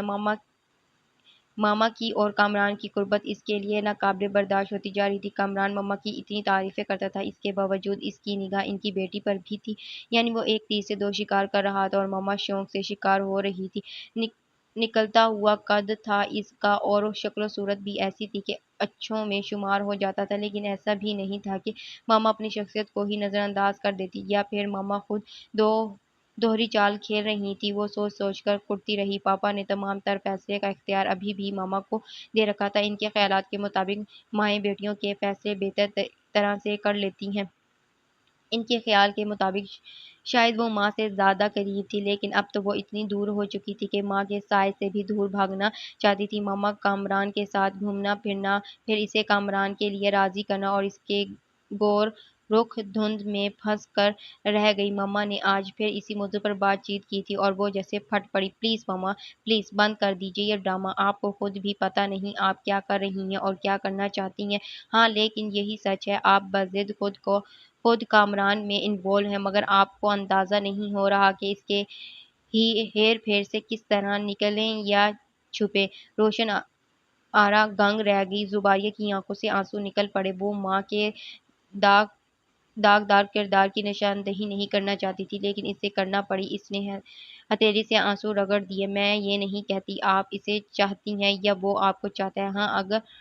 ہاں مگر اتنا ضرور کہنا چاہوں گی، عورت کو کوئی چاہے یا نہ چاہے مگر سراہے ضرور۔ عمر کے آخری حصے تک اسے یہی خواہش رہتی ہے اور یہی سراہے جانا آپ کو تباہ کر رہا ہے، آپ کی شخصیت کو مسخ کر رہا ہے۔ ماما، وہ روتے ہوئے اپنے کمرے میں چلی گئی۔ آج اسے اندازہ ہوا تھا کہ اس کی ماں اچھے کردار کی عورت نہیں ہے، تب ہی تو پاپا نے اس سے کنارہ کشی اختیار کر لی تھی۔ مخصوص کشول کی بات ہوتی تو شاید نبھا ہی جاتی۔ تان تو کردار پر آ کر ٹوٹی تھی، لیکن کیا پاپا ماما کو سمیٹ نہیں سکتے تھے، سدھار نہیں سکتے تھے؟ ایک کمزور مرد ہونے کا ثبوت کیوں دیا پاپا نے؟ مرد ایسے تو نہیں ہوتے۔ مرد تو غیرت مند، اپنی امانت پر تنگ نظر، خون خرابہ کر دینے والے، اپنی بات منوانے والے، اپنی عزت کو سنبھال کر رکھنے والے ہوتے ہیں۔ پاپا جیسے نہیں ہوتے۔ اسے پاپا پر شدید غصہ تھا۔ بات کھل جانے کے بعد ماما وہ گھر چھوڑ کر اسٹریٹ چلی گئیں۔ باوجود نفرت کے ماما کے جانے کا اسے گہرا دکھ ہوا تھا۔ وہ ماما کے بہت قریب تھی۔ پاپا تو بہت دیر کے بعد اس کے قریب آئے تھے۔ بہت عرصے تک تو اس نے اپنی پاپا کو ہی مورد الزام ٹھہرائے رکھا، کیونکہ سب کچھ ان کی کمزور قوت ارادی کے ہی نتیجے کے تحت ہوا تھا۔ کوئی ان کے اندر کا احساس سے محرومی تھا جس نے انہیں مضبوط اقدام سے باز رکھا تھا، ورنہ وہ سب کچھ برداشت کر سکتے تھے، سب ہی کچھ۔ اور بس یہی احساس اس کے اندر بیٹھ گیا تھا۔ مرد ہر لحاظ سے بالا تر ہے اور خود برو ہونا چاہیے۔ اپنی خواہش کا خیال آتے ہی اس کے سینے سے ایک سرد آہ نکلی اور وہ سسکی بھر کر رہ گئی۔ گھر میں معمول سے زیادہ چہل پہل اور شور ہنگامہ تھا۔ جب اس کی آنکھ کھلی اس نے آنکھیں چندھیا کر وقت دیکھا۔ دن کے 11:30 بج رہے تھے۔ وہ بستر چھوڑ کر باتھ روم میں گھس گیا۔ باوجود فریش ہو جانے کے اس کا دماغ ابھی بھی حاضر نہیں ہوا تھا۔ وہ کمرے سے باہر نکلا تو بہت ساری خواتین کو وسط کمرے میں دیکھ کر ٹھٹک گیا۔ وہ ان سب کے درمیان گمسم سی بیٹھی ہوئی تھی، یقیناً یہ سب اس کی سہیلیاں، کزنز اور آنٹیاں وغیرہ تھیں۔ اچانک اتنے سارے خواتین کو دیکھ کر اسے بہت گھبراہٹ محسوس ہوئی۔ ایسے لگا جیسے ساری ہی عورتیں بہت چالاک ہیں اور اسے اچھی طرح سے پڑھ رہی ہیں۔ آنکھوں میں رات کا خمار ابھی تک قائم تھا۔ سب کو اپنی طرف متوجہ پا کر اس نے نگاہ جھکا لی، پھر ان لوگوں کے قریب ہی بیٹھ گیا، حالانکہ اسے بیٹھنے کی کوئی خواہش نہیں تھی۔ اس کی آمد سے خواتین میں کھلبلی سی مچ گئی اور ہنسی مذاق ہونے لگا۔ ورشا سب سے زیادہ محصور اور سرشار تھی اور سب سے زیادہ اس نے آفت مچائی ہوئی تھی۔ جہاں رات اس وقت اس آفت لڑکی سے دل ہی دل میں پناہ مانگ رہا تھا، کہیں یہ اس کی جان کو نہ آ جائے۔ اس نے کن اکھیوں سے دیکھا، وہ زباریہ کے پہلو سے چپکی بیٹھی تھی۔ ہم زباریہ کو لینے آئے ہیں، آپ کی اجازت ہو تو لے جائیں۔ ورشا نے شرارت سے اس کی طرف دیکھا۔ وہ آہستہ سے مسکرا دیا۔ ابھی تو آپ لوگ آئے ہیں، کچھ دیر تو بیٹھے۔ ماشاء اللہ جناب، ہم بہت دیر سے آئے ہوئے ہیں۔ یہ اور بات ہے آپ دیر سے ہمارے پاس پہنچے ہیں۔ وہ شرمندہ ہو کر صفدر کی طرف متوجہ ہو گیا، جو تواضع کا سامان میز پر سجا رہا تھا۔ جہاداد صاحب، اس معاملے میں آپ بہت خوش نصیب ہیں، زباریہ کی ایک کزن بولی۔ وہ کیسے؟ اسے مسکرا کر شامل گفتگو ہونا پڑا۔ آپ کو بیوی بہت سمجھدار ملی ہے۔ اب اسے آپ کے آرام کا اتنا خیال ہے اسے کہ ہمیں اپنے کمرے میں بٹھانے کے بجائے یہاں ڈرائنگ روم میں لے آئی۔ مبادا آپ کی نیند ڈسٹرب نہ ہو جائے۔ اس بات پر ایک زوردار نسوانی کہکا پڑا۔ لیجیے آپ لوگ چائے وغیرہ لیجیے۔ اس نے گویا اپنی طرف سے ٹالا۔ ورشا سب کو چائے سرو کرنے لگی۔ ویسے اس موقع پر ساس نند کا ہونا بہت ضروری ہوتا ہے، اب دلہن بیچاری خود ہی مہمان اٹینڈ کر رہی ہے، کسی آنٹی نے کہا۔ ہاں، آپ کے گھر والوں کو رات چلے نہیں جانا چاہیے تھا۔ بڑا عجیب سا لگا ان لوگوں کا چلے جانا۔ کیا ان لوگوں کی پسند سے نہیں ہوا تھا یہ رشتہ؟ دوسری بھی شامل گفتگو ہوگی۔ اس کے چہرے پر سنجیدگی چھا گئی۔ نہیں، ایسا تو نہیں ہے۔ اس کے بجائے ورشا نے جلدی سے جواب دیا، جو لڑکے اپنی پسند کی شادی کر لیتے ہیں، والدین ان کی شادیوں میں مہمان کی طرح ہی شریک ہوتے ہیں۔ معاف کیجیے گا۔ جہادات کے گھر والوں کے رویوں سے ایسا ہی محسوس ہو رہا تھا۔ ورشا نے گھبرا کر جہادات کی طرف دیکھا۔ وہ چپ چاپ چائے کے گھونٹ بھر رہا تھا۔ نہیں، ایسا تو نہیں ہے آنٹی، سب ہی کچھ سب کی آمادگی اور پسند سے ہوا ہے۔ یہ اور بات ہے کہ وہ لوگ شہری زندگی زیادہ پسند نہیں کرتے، کیونکہ سر ایسا ہی ہے نا۔ ورشا نے جہادات کی طرف دیکھا تو وہ ہنس پڑا۔ آپ اب بھی مجھے سر کہہ کر ہی مخاطب کریں گی، حالانکہ اب ہمارا رشتہ خاصا تبدیل ہو گیا ہے۔ زباریہ نے بے انتہا چونک کر جہادات کی طرف دیکھا اور پھر دوسرے ہی لمحے نگاہیں جھکا لیں۔ جس رشتے کو آپ نے خود قبول نہیں کیا، دوسروں پر کس حیثیت سے لاگو کریں گے؟ زباریہ کرب سے سوچ کر رہ گئی۔ ورشا کھسیا کر ہنس پڑی۔ آئی ایم سوری، بس عادت پڑ گئی ہے آپ کو سر سر کہنے کی، اسی لیے دوسرے کسی رشتے کا خیال ہی نہیں آیا۔ کہیں زباریہ کو تو یہ عادت نہیں ہے؟ زباریہ کی آنٹی نے چٹکلا چھوڑا اس طرح جیسے گھیرے میں لے لیا ہو۔ جہادات ہنس پڑا۔ ابھی عادت ایک دوسرے پر منکشف نہیں ہوئی۔ زباریہ کا دل جیسے کسی نے نوچ لیا ہو۔ اس سے بڑھ کر بھی ابھی کچھ اور مجھ پر منکشف کرنا باقی ہے۔ مان لیں اگر زباریہ نے بھی آپ کو سر ہی کہا، تب اس کے کزنز نے جان بوجھ کر مزہ لیا، تب تو مجھے سر بننا ہی پڑے گا۔ اس نے چہرے پر رعب لا کر کہا۔ سب ہنس پڑے۔ اچھا بیٹا، اب ہمیں اجازت دو، چلتے ہیں۔ ورشا کی امی اٹھ کر کھڑی ہوئیں، باقی سب نے بھی ان کی پیروی کی۔ باری باری سب نکل گئیں۔ خدا حافظ جیجو جی، آخر میں ورشا نے شرارت سے کہا۔ جیجو جی؟ اس نے آنکھیں نکالیں۔ ورشا ہنس پڑی۔ اب یہ تو میں اپنی سہیلی سے پوچھ کر فیصلہ کروں گی کہ آپ کو جیجو جی بنانا زیادہ مناسب ہے یا آپ دولہا بھائی ہی ٹھیک رہیں گے۔ جہادات اس کی شرارت پر ہنس پڑا اور وہ یوں ہی ہنستے مسکراتے گھر سے نکل گئے۔ پاپا سے مل کر اس نے اپنے حوصلوں کو کتنا آزمایا تھا کہ ایک آنسو بھی ان کے سامنے گرنے نہیں دیا تھا، اور وہ کتنی بے کلی سے پوچھ رہے تھے، تم خوش تو ہو نا میری جان؟ ان کے لہجے میں بے پناہ اندیشے ناچ رہے تھے۔ کئی فکریں، کئی بے چینیاں دل میں کلبلا رہی تھیں، اور وہ سب سمجھ سکتی تھی کہ انہیں اندیشوں نے کیوں گھیر رکھا ہے۔ بس اسے تو اپنی طرف سے انہیں مطمئن کرنا تھا۔ ہر ممکن طریقے سے وہ واقعی خوش ہے۔ اور پھر وہ جیسے شانت ہو گئے تھے۔ سب لوگوں کے چلے جانے کے بعد ورشا اسے اس کے کمرے میں لے آئی۔ وہ بے حد مشتاق تھی یہ جاننے کے لیے کہ اسے رہنمائی میں کیا تحفہ ملا ہے۔ آخر تمہیں اتنی بے چینی کیوں ہے؟ زباریہ تعصب سے مسکرا کر بولی۔ ورشا اس کے قریب دھرنا مار کر بیٹھ گئی۔ رہنمائی میں دیا گیا تحفہ نئے ہمسفر کی طرف سے پہلا باضابطہ اظہار کہلاتا ہے، یعنی دینے والے کی شخصیت کی عکاسی کرتا ہے۔ انسانی رویوں پر نفسیات کا مشاہدہ اس معاملے میں کہتا ہے جو مرد رہنمائی میں اپنی بیوی کو زنجیر پہناتے ہیں وہ بیویوں کے لیے حاکم قسم کے مرد ثابت ہوتے ہیں، لیکن اس تعلق کو تمام عمر نبھاتے بھی ہیں۔ جو مرد زنجیر کے ساتھ لاکٹ بھی پہناتے ہیں وہ خاصا عاشق مزاج ہوتا ہے۔ جو مرد آویزیں پہناتا ہے وہ زندگی میں توازن قائل ہوتا ہے، یعنی اسے گھریلو عورتیں زیادہ پسند ہوتی ہیں۔ جو مرد ہاتھ میں کنگن پہنائے ان کی محبت پاکیزہ اور لازوال ہوتی ہے، اور جو انگوٹھی پہناتا ہے اس کی کردار پر بیوی کو زیادہ اعتبار نہیں کرنا چاہیے، اس کی ذات میں تھوڑی بے وفائی ہوتی ہے۔ جو مرد لباس کا تحفہ دے اس کے رگ رگ میں تحفظ کا احساس رچ بسا ہوتا ہے۔ اور تم یہ بتاؤ تمہیں کیا ملا؟ اس کے بے پناہ اصرار پر زباریہ نے اپنی ہتھیلی ورشا کے سامنے کھول دی۔ ہتھیلی کے وسط میں جلے ہوئے زخم کا نشان۔ ورشا دنگ رہ گئی۔ اس بارے میں تمہاری نفسیات کیا کہتی ہے؟ ورشا نے تحیر سے زباریہ کی طرف دیکھا۔ اس کی آنکھیں لبالب پانیوں سے بھری ہوئی تھیں۔ ورشا نے تڑپ کر بے ساختہ اپنے ہونٹ اس کے زخم پر رکھ دیے۔ یہ کیا ہے زیبی؟ وہ تڑپ اٹھی۔ یہ اس کی تکلیف کا احساس اسے اپنے وجود میں محسوس ہونے لگا، اور پھر دوسرے ہی لمحے اسے اپنے سینے سے لگا لیا۔ زباریہ اس کا لمس پاتے ہی نئے سرے سے بکھر گئی۔ وہ اچھے آدمی نہیں ہے ورشا، وہ بالکل اچھے آدمی نہیں ہے۔ وہ پھوٹ پھوٹ کر رو دی، یہاں تک کہ وہ سب کچھ کہہ گئی جو اسے نہیں کہنا چاہیے تھا۔ ورشا بڑھتے حیرت میں مبتلا تھی۔ ابھی اس کی نیند بھی اچھی طرح سے نہیں ٹوٹی تھی کہ ورشا نے آ کر دل دہلا دیا۔ جلدی سے اٹھ جاؤ، تمہارے صاحب جی آئے ہیں، بیٹھے ہیں تمہیں لے جانے کے لیے۔ واٹ؟ اس کے دماغ پر زور کا دھماکہ ہوا۔ کیوں؟ کیا دوبارہ گھر نہیں جانا تھا؟ ورشا کو اس کی بات پر غصہ آیا۔ زباریہ نے چونک کر اس کی شکل دیکھی۔ وہ سخت خفا اور بے بس دکھائی دے رہی تھی۔ دل چاہتا تھا نواب صاحب کے ہوش ٹھکانے لگا دوں، بڑے معزز بن کر آئے ہیں، ایسا سیدھا کروں گی چھٹی کا توت یاد آ جائے گا۔ بدتمیز شخص! افسوس کی بات ہے ابھی تک اپنے ارادے پر عمل نہیں ہے۔ زباریہ نے اس کے پھولے ہوئے چہرے کی طرف دیکھا، یوں ہوئے چہرے کی طرف دیکھا جیسے اس کی اور اپنی بے بسی پر ایک ساتھ ہنس رہی ہو۔ کیا کروں، رشتہ ہی ایسا ہے، ورنہ میں 1 منٹ میں سیدھا کر کر رکھ دیتی انہیں۔ امی کہتی ہیں جس شخص کو ایک بار بیٹی دے دی جاتی ہے ساری عمر کی عزت اس کے ساتھ باندھ دی جاتی ہے۔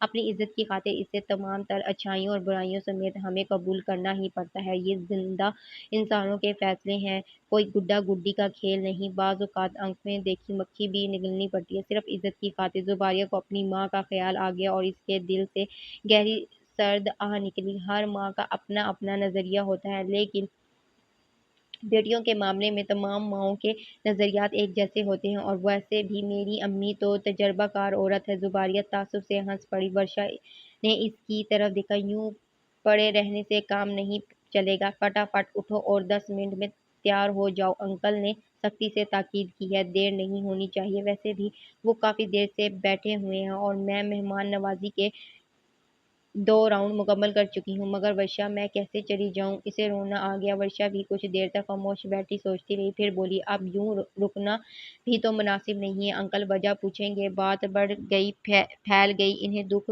ہوگا، تمہیں جاننا ہی ہوگا، مگر میں نہیں جاؤں گی۔ وہ تقریباً رو پڑی۔ ورشا اس کے قریب آ گئی۔ ہو سکتا ہے آج حالات مختلف ہوں، انہیں اپنے کل کے رویے پر یقیناً شرمندگی ہو، تب ہی تو لینے آئے ہیں، اور پھر وہ ایک پڑھے لکھے شخص ہیں۔ یہ غیر مہذب حرکت ان کی شخصیت کا خاصہ نہیں لگتی۔ تم جاننے کی کوشش کرو کہ وہ ایسا کیوں کر رہے ہیں۔ ظاہری سی بات ہے میں انہیں پسند نہیں ہوں، وہ زباریہ نے چڑھ کر کہا۔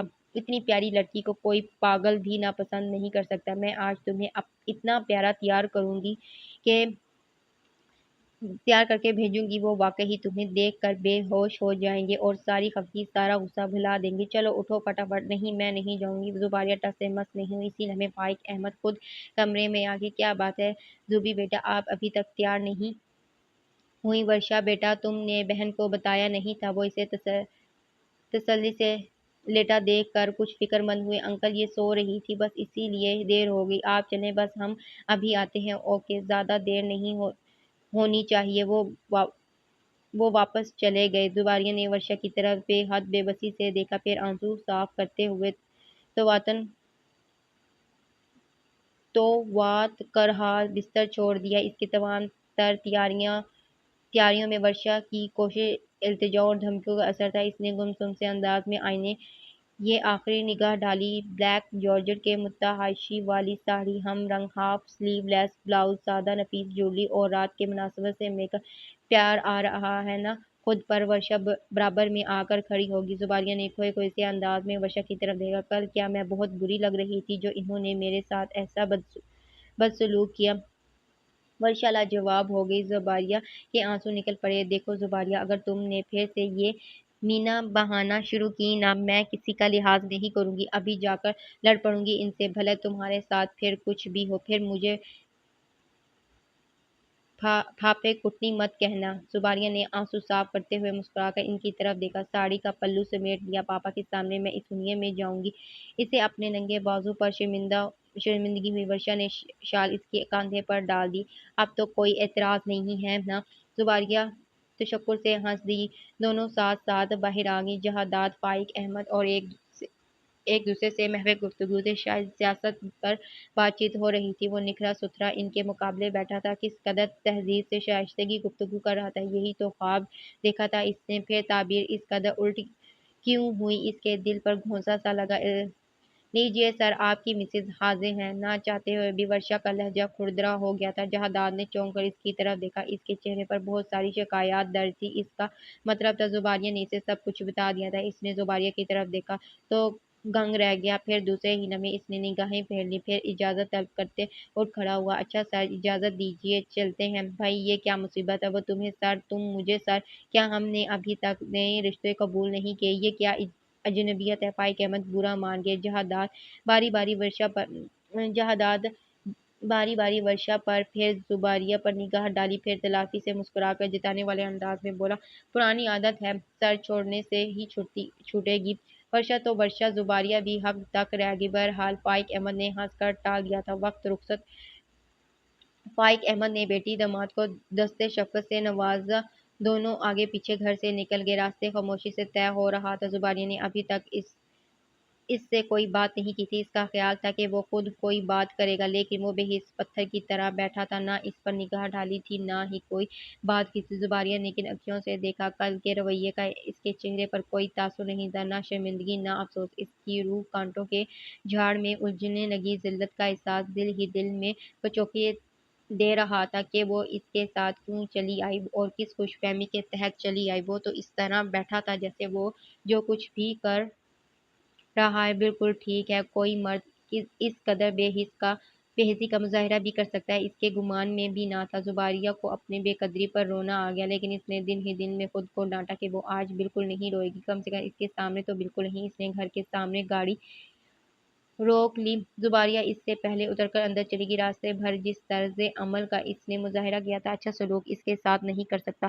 ہر طرح کی خوش فہمی دم توڑ چکی تھی۔ اس نے گھر میں داخل ہوتے ہی سب سے پہلے یہی سوچا تھا، وہ آج جائے گی جو اس بھیڑیے کی خلوت گاہ ہے۔ اس نے آنا فانن سارے گھر کا جائزہ لے ڈالا۔ اس کی ذاتی بیڈ روم کے علاوہ ڈرائنگ روم، کچن، اسٹور، صد شکر ایک کمرہ اور بھی تھا جو اس کے کمرے کے ساتھ ہی تھا۔ اس نے تشکر بھرا سانس خارج کیا، لیکن دوسرے ہی لمحے پھر مایوسی ہو گئی۔ اس کمرے میں بستر نام کی کوئی چیز نہیں تھی جس پر وہ جیسے تیسے رات گزار لیتی۔ اس نے ساڑی کا پلو سمیٹا، پھر بھاگ کر اس کے کمرے میں آئی، بیڈ پر سے ایک تکیہ اٹھایا، پھر کمبل سمیٹا اور ایک عدد چادر کھینچی۔ اتنی ساری چیزیں اور کوفت زدہ لباس، ساڑی جس میں وہ پہلے ہی الجھن محسوس کر رہی تھی، کیا یہ بہتر نہیں تھا کہ وہ سب سے پہلے اپنا لباس تبدیل کر لیتی؟ باری باری وہ سب چیزیں اپنے کمرے میں رکھ آئی، پھر جلدی جلدی سینڈل اتارے۔ اب بھاگنے دوڑنے میں کوئی مشکل درپیش نہیں تھی۔ پھر وہ واپس اس کمرے میں آئی اور وارڈروب کھولا، اپنا ایک ہلکا پھلکا سا جوڑا نکالا، اسے سینے سے لگا کر مڑی، لیکن دوسرے ہی لمحے اس کے قدم زمین میں جم گئے۔ وہ کمرے سے باہر نکلنا چاہتی تھی، وہ دروازے میں آہستہ تھا۔ زباریہ نے نفرت سے نگاہیں پھیری، وہ بالکل کل والی پوزیشن میں آ چکا تھا۔ میرے راستے سے ہٹ جائیں، اس نے سلگ کر کہا۔ جائیداد نے اس کے ہاتھ سے کپڑے لے کر دور پھینک دیے۔ چلی جانا، مگر ابھی نہیں۔ زباریہ غصے سے کانپ اٹھی، اس کا ہاتھ جھٹک کر بولی، جب آپ کو مجھ سے محبت نہیں تو پھر یہ تعلق بھی زبردستی نبھا نہیں سکتا۔ سب سودے محبت کے ہوتے ہیں۔ اس کے بعد پر وہ یکدم بھڑک اٹھا، اس کے بالوں کو پکڑ کر پیچھے کی طرف جھٹکا اور پھر اس پر جھک کر غضب ناک لہجے میں بولا، جو تعلق تم زبردستی بنا سکتی ہو اسے زبردستی نبھاؤ بھی۔ وہ اس کی وحشت سے چلایا تھا، اس کے کانوں کے پردے پھٹ گئے، پھر ایک جھٹکے سے اس نے اپنی مٹھی سے اس کے بال آزاد کر دیے۔ آپ کے دل میں میری طرف سے جو بھی نفرت ہے، اس کا اظہار ہوش میں آ کر کیجیے گا، یہ کھوکھلے سہارے لینے کی ضرورت کیوں ہے؟ وہ تقریباً غورائی، وہ اس کی طرف بڑھا، لیکن وہ پیچھے ہٹ گئی اور پھر جیسے پھٹ پڑی۔ میں بھی تو دیکھوں میری طرف سے کتنی نفرت ہے آپ کے دل میں۔ انتقام کی کیا حد ہے؟ ہر طرح کا ظلم سہہ جائے گی زباریہ احمد، مگر یہ بے خبری کی موت نہیں، سمجھے آپ؟ ہمت ہو تو کبھی ہوش میں آ کر نفرت کا اظہار کیجیے گا مجھ سے، ملک صاحب، ہوش میں آ کر۔ دوسرے ہی لمحے جہادات کا زناٹے دار تھپڑ اس کی زبان بند کر گیا۔ زیادہ بکواس پسند نہیں ہے مجھے، وہ غرایا اور وہ جیسے جہنم میں جا پڑی۔ اس نے لبالب پانیوں سے بھری نگاہ اٹھائی، وہ بالکل دھت تھا، اسے خود خبر نہیں تھی کہ وہ کیا کر رہا ہے۔ اس کی طرف دیکھ کر زباریہ نفرت سے ہنس پڑی، تکلیف دیکھ کر شوق نظارہ کی صلاحیت تو پیدا کیجیے پہلے، تاکہ زخم سہنے میں مجھے بھی لطف آئے اور آپ کو بھی۔ وہ کمرے سے باہر نکلنے لگی، لیکن دوسرے ہی لمحے جہادات نے اس کی ساڑی کا پلو پکڑ لیا، لیکن اس کے ساتھ ہی وہ خود بری طرح سے لڑکھڑایا اور اگلے ہی لمحے کسی شکستہ دیوار کی طرح بستر پر ڈھیر ہو گیا، جیسے کوئی بلائے ناگہانی ٹل گئی ہو۔ کچھ اسی کیفیت میں زباریہ نے اس کے مدہوش وجود کو دیکھا، پھر بڑی احتیاط سے اس کا بازو اپنی گردن پر سے ہٹایا اور سیدھی ہو بیٹھی۔ وہ اندھے منہ پڑا ہوا تھا اور وہ دزدید نگاہوں سے اس کے طرف دیکھ رہی تھی، اور پھر نہ جانے کتنے ہی لمحے اس نے چپ چاپ آنسو بہاتے گزار دیے۔ یہ ظلم نہیں تو اور کیا ہے؟ اس نے قابل رحم نگاہ اس کے وجود پر ڈالی، معاشرے کا ایک مہذب اور ذمہ دار شخص۔ اس نے تلخی سے سوچا، اس طرح آپ کسے اذیت پہنچا رہے ہیں، سر، مجھے یا خود کو؟ وہ متاسف انداز میں اس کے وجود پر کمر ڈال کر کمرے سے باہر نکل گئی۔ وہ واش بیسن پر جھکا کھڑا تھا، کئی کہہ لینے کے بعد بھی طبیعت کی متلی اور دماغ کی چکراہٹ رکنے کا نام نہیں لیتی تھی۔ سر اب بھی بری طرح چکرا رہا تھا، جیسے ریل گاڑی سے ابھی ابھی اتر کر کھڑا ہو منہ ہاتھ دھونے کے بعد اس نے تولیے سے ہاتھ منہ پونچھا، شرٹ اتار کر پھینک دی جس میں سے غلاظت کی بو اٹھ رہی تھی۔ دوسری شرٹ بدلنے کی بھی مہلت نہیں ملی۔ اسی اثنا میں فون کی بیل بج اٹھی۔ چند ثانیے اس نے فون کی گھنٹی پر غور کیا، پھر باہر نکل کر فون اٹھا لیا۔ دوسری طرف ورشا تھی۔ جہادات کو بوقت تمام خود کو حاضر کرنا پڑا۔ ورشا نے لمبی چوڑی بات نہیں کی، مختصر حال احوال کے بعد زباریہ کا پوچھنے لگی۔ اسے خود پتہ نہیں تھا کہ زباریہ کہاں ہے۔ ساری رات اتنا بے خبر رہا تھا، اسے یہ تک معلوم نہیں تھا وہ اس کے گھر میں بھی ہے یا نہیں۔ اسے ہولڈ کرنے کا کہہ کر وہ اپنے کمرے سے نکلا۔ وہ ڈرائنگ روم میں صوفے پر کمبل میں لپٹی سمٹی سوئی ملی، سر سے لے کر پاؤں تک اس نے اس طرح کمبل تان رکھا تھا۔ جہادات کو چند لمحے رک کر سوچنا پڑا کہ وہ کس طرف سے کمبل ہٹائے جو اس کے چہرے کے درشن ہو۔ پھر اس نے جھنجھلا کر ایک طرف سے کمبل ہٹا دیا۔ صبح کی روشنی کی طرح اس کا چہرہ نگاہوں کے سامنے روشن تھا۔ جہادات ٹھٹک گیا اور چند ثانیے ساکت کھڑا اس کے مدہوش حسن کو دیکھتا رہا، اور پھر جیسے خود بخود اس کی نگاہیں اس کے حسن سے الجھ کر رہ گئی۔ سوتی ہوئی عورت بند کتاب کی طرح ہوتی ہے جو تجسس ابھارتی ہے، سو اس وقت وہ اسے کسی حسین راز کی طرح لگی، پوشیدہ، چھپی ہوئی، معصوم اور پاکیزہ۔ پھر نہ جانے اس پر کس قسم کے احساسات غالب ہونے لگے، اس نے سر جھٹک دیا اور وہ دوسرے ہی لمحے وہ جگانے کے غرض سے اس پر جھکا اور اس کا گال تھپتھپا دیا۔ زباریہ نے کسمسا کر آنکھیں کھول دیں اور پھر خود پر جھکے پا کر اس کی چیخ نکل گئی۔ اس کا رد عمل اس قدر بے ساختہ اور فوری تھا کہ جہادات خود اس کی چیخ سے ڈر گیا کیا بلکہ ہوش میں آ گیا۔ What known sense!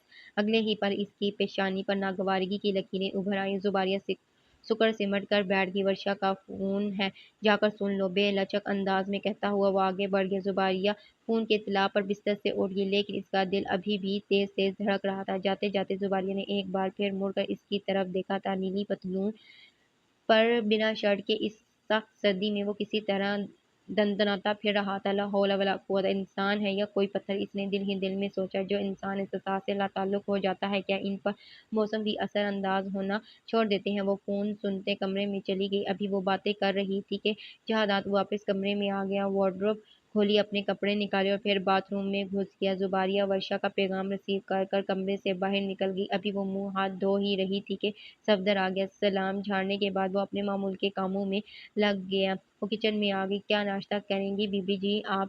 وہ سب کام چھوڑ کر اس کی طرف لپکا۔ ناشتہ؟ زباریہ کو سوچنا پڑا کہ وہ کیا ناشتہ کرے۔ ایسا کرو، ایک کپ اچھی سی چائے بنا دو، بنانی آتی ہے نا؟ کیوں نہیں جی، مگر تمہارے صاحب تو چائے ہی نہیں پیتے۔ پر میں تو پیتا ہوں جی۔ اچھا چلو پھر بناؤ۔ وہ اخبار کھول کر وہیں بیٹھ گئی۔ آپ ناشتہ کیا کریں گی بی بی جی؟ میرا مطلب ہے مجھے بتا دیجیے گا، میں لے آؤں گا۔ وہ چائے کا کپ اسے تھماتے ہوئے بولا۔ زباریہ نے چائے اس کے ہاتھ سے لے لی، پھر کچھ سوچ کر بولی، تمہارے صاحب کس چیز کا ناشتہ کرتے ہیں؟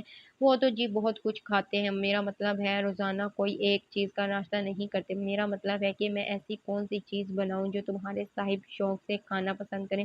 وہ تو جی ہر چیز شوق سے کھا لیتے ہیں سوائے چائے کے۔ صفدر دانت نکستے ہوئے بولا۔ شاید یہی سچ ہے۔ زباریہ تلخی سے ہنسی۔ ٹھیک ہے، تم ایک تازہ ڈبل روٹی اور انڈا لے آؤ، اس نے کچھ سوچ کر کہا۔ صفدر نے حکم کی تعمیل کی۔ تقریباً 2 گھنٹے ہو گئے اور وہ ابھی تک کمرے سے نہیں نکلا تھا۔ اسے عجیب سا لگنے لگا۔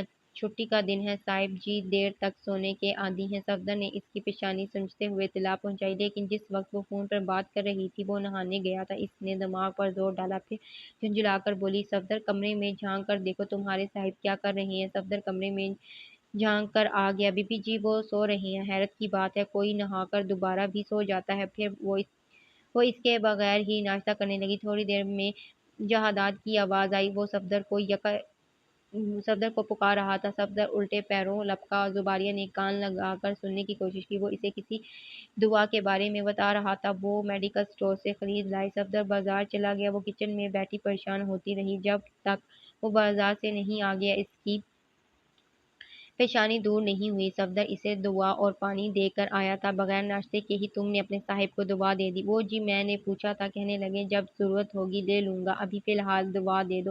زباریہ اور بھی پریشان ہوگی، کیا بخار وغیرہ ہے انہیں؟ صفدر نے حیرانگی سے اس کی شکل دیکھی۔ آپ کو نہیں پتہ جی؟ دوسرے ہی پل زباریہ شرمندہ ہوگی۔ ملازم کیا محسوس کرے گا؟ وہ 2 دن کے میاں بیوی اور اتنی لاتعلقی! وہ تمہارے صاحب ڈاکٹر کے پاس نہیں گئے نا؟ میں اسی لیے کہہ رہی تھی، خود بخود تجویز کر لینا تو اچھا نہیں ہوتا نا؟